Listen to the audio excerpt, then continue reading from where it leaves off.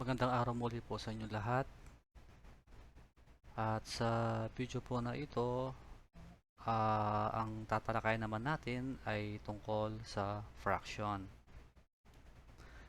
Ano nga ba ang definition ng fraction?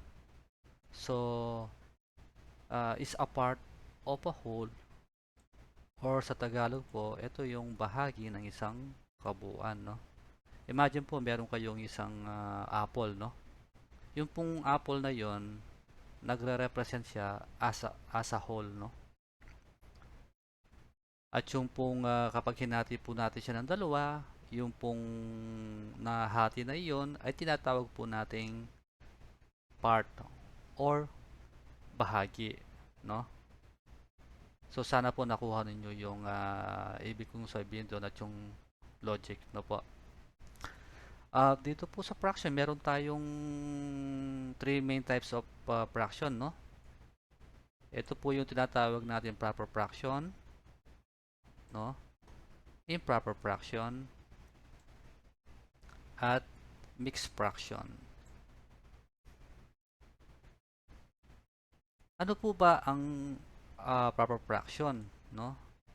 Kung mapapansin po ninyo, no, yung numerator natin ay mas mababa kumpara sa denominator, no? Whereas sa improper fraction naman po, kung mapapansin ninyo, yung numerator natin mas mataas kumpara sa denominator, no?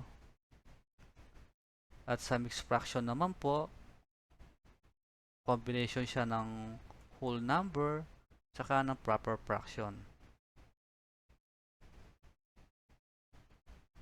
At yung pong naghahati sa dalawa, yung pong tinatawag nating fraction bar, no?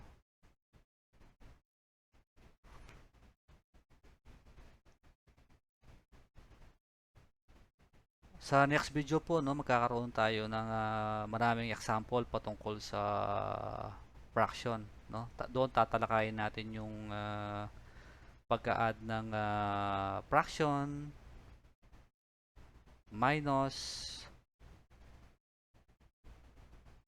multiplication, and division, no po?